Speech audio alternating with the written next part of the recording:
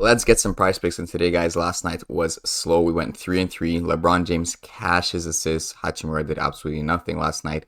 Only 8 PRA.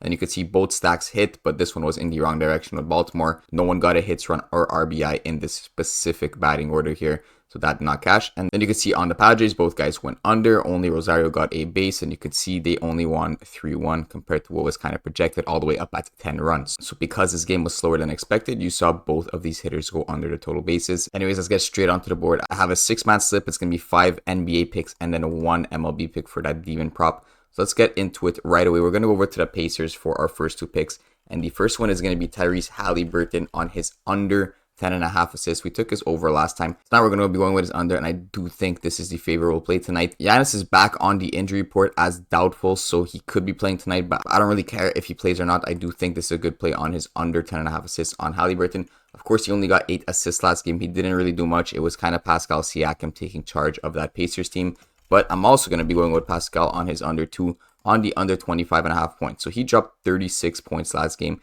and then the game before that versus the Hawks, he dropped 28. That being said, I don't think he's dropping another 30-plus game tonight, especially if Giannis is back. And I do like the combination on these players here on both their unders, and the juice is heavy on both of these guys. Tyrese Halliburton has about a 56% chance to go under 10.5 assist prop, as well as Pascal Siakam on his under 25.5 points. You can see he also has about a 56% chance to go under. So what I'm seeing, the 2 main Indiana players where juice is on both of their unders, I'm obviously going to throw these guys into the same entry because I'm better off doing that than throwing them into 2 separate entries. So Halliburton and Siakam, heavy juice on both their unders, and you cannot ignore the juice. The juice is honestly the most important factor when you're making picks. It doesn't matter about past 5, past 7, past 10, head-to-head, whatever it is. The juice has that baked in already. So if you're going against the juice, typically you're setting yourself up for failure. So you definitely want to be on both these unders on these guys. And I would not be surprised if these both get bumped. So if you're watching this in like 5 hours compared to when the video's out, don't be surprised if Halliburton set at 10 assists and Siakam is set at 25 points. That is when you know you're capturing good value, because why would you play it at 25.5 when you know it's going to get bumped to 25 later in the day? If you like the overs, wait for these guys to get bumped down to 10 and 25 respectively. Overall, I'm not concerned about this 36-point game. I'm not even concerned about this 28-point game. Siakam could still get points as long as he's not going over that 25.5. If he still drops 25, which is a respectable game, and he still cashes his under, right? And he's not like the most assisted player in the world. If you go and check Pascal Siakam here, about 56.5% of his field goals made are assisted. And he could just pop off like he did last time, right? He got 36 points when Halliburton only got 8 assists. You would think that Halliburton would have had a good assisting game, but he didn't. So obviously not a perfect correlation, but most of the time when you're grabbing 8 points and assist prop, especially in a case like this, when it's the 2 highest usage guys for the team, you could see them going over or under together, like we saw with LeBron James yesterday and Davis, for example, right? LeBron got 12 assists and Davis dropped 32 points. So this is what we're going for the first 2 picks. The next 2 we're going over to Minnesota, and the first pick I'm going with is Anthony Edwards on his over 25.5 points. Looks like it's a hot pick. A lot of people are on it. He crushed Phoenix last time. We all saw the clips where he kind of talked down on Kevin Durant. We're going to have his over 25.5 points, and we're going to be fading someone else, Naz Reid, here on his under 11.5 points. The reason I like this is I used to take this a lot before Cat got injured, because Naz Reid was that 6th man, and he is that 6th man once again. Obviously, they're not playing the same positions, but the thing is with this Timberwolves team, when Naz Reid is getting more minutes, these starters are getting less minutes, and I could show you that right now. If you go and check Anthony Edwards' minutes overall, he has 2,700 minutes. If we take off Naz Reid here and check select players, his minutes drops from 2.7K to 1.5K with Naz Reid off the court. So Anthony Edwards has a 1.5K minutes with Naz Reid off the court, which means about 55% of the time he's going to be on the court with Naz Reid off the court. And just to compare that to his minutes with a starter, so Rudy Gobert, if we take him off the court, Anthony Edwards only has 825 minutes with Rudy Gobert off the court, which makes sense. About like 70-75% of the time they're going to be on that lineup together, which means Naz Reid is getting these secondary minutes and he's taking minutes from these starters. And we can see this very visibly in the past 2 games. So right here, this is Anthony Edwards' games log. You can see he played 36 minutes, 35 minutes, and 27 minutes. On the other hand, we have Naz Reid, and in these games, he did not start these past 3 games. He only got 19 minutes, 20 minutes, and then 28 minutes.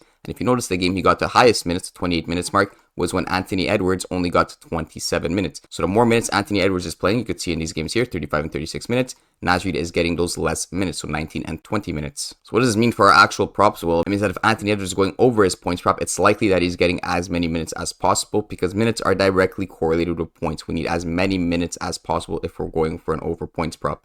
If Anthony Edwards is getting all those minutes and getting those points, well, then that means Naz Reid is going to be getting less minutes, ideally around 20 minutes rather than like a 25, 28 mark, and he's going to have less opportunity to go over his points prop, so we're grabbing the under. Pretty simple concept there. You could do this with a lot of teams. Whoever has 6-mans that are kind of taking minutes from the starters, this is exactly what you want to be doing. So Anthony Edwards over points, Naz Reid under points. On top of that, we can't ignore the juice. You see Anthony Edwards set at minus 125 towards the over 25.5 points. I could see him potentially getting bumped to 26. Obviously, don't take it at 26. You want to always get these lines before they are bumped. So at 25.5, it's a definite play on the over. On underdog, for example, it's set at 26. And if we go and check Naz Reid here, you see 10.5 juice at minus 125. But if you remember correctly, we have him at 11.5 on Prizepicks. So we're getting a full point of value in comparison to the sportsbooks. I'm loving this play. I think this is probably the best stack you can go with tonight. Anthony Edwards over 25.5 points. Naz Reid under 11.5 points, guys. For the last NBA pick, I'm just going to go with a dashboard pick. Kyrie Irving on his under 25.5 points is looking very nice to me. You can see about a 56% chance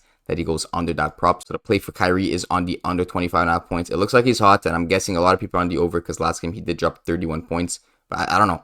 But honestly, 31 points is nothing that crazy. He could easily stay under this 25.5 points mark, especially if the role players kind of do something like you could see the last game. Only Doncic and Kyrie Irving basically got points. Gafford only got 3. PJ Washington got 11. Derek Jones 0. And even the bench barely did anything. So basically, Kyrie Irving and Doncic were the ones doing everything. If it's a bit different tonight and the role players sort of step up, it's not unlikely to see Kyrie Irving at the under 25.5 points mark. And the juice is on the under. So I know a lot of people are probably on the over. You want to be on his under. To end it off, I'm going with a demon prop over in the MLB. And it's going to be in this Minnesota game. So the Twins are the heavy favorite here. You can see juice all the way up at minus 275. That means you have to lay down $275 just to win $100. They are a heavy favorite. If you go over to the team props, you can see they're expected about 4.5 runs, maybe 4 to 5 runs, right? So I'm going with a runs prop on one of their players, and we're going to go Julien on his over half a run. So you can see set at plus 105, which means his under is more likely than his over. But of course, that is normal when we're grabbing a demon prop. The demon props are supposed to be harder. We're trying to find the ones that are the least hard to win. So this is definitely one of them. We're going to go Julien on his over half a run. You can see this beautiful 38x payout. This is going to be the slip for tonight, but I'm telling you, a lot of these are going to get bumped most likely on Haliburton, Siakam, and most likely Kyrie Irving. So I'll show you some other replacements here, guys. If you need some other picks because everything gets bumped or removed, you got Paul George on his under 5.5 rebounds. You got TJ McConnell on his under 18.5 PRA. Miles Turner under 27.5 PRA. Corbin under 15.5 pitching outs. Harden under 19.5 points. Beal under 17.5 points. And then we got some other props here. You could pause and take a look if there's bumps. Ideally, there's no bumps and you guys can get this full slip in. But the reality is when the picks are good, they're going to be getting bumps. So this is going to be the full slip. Let's lock it in.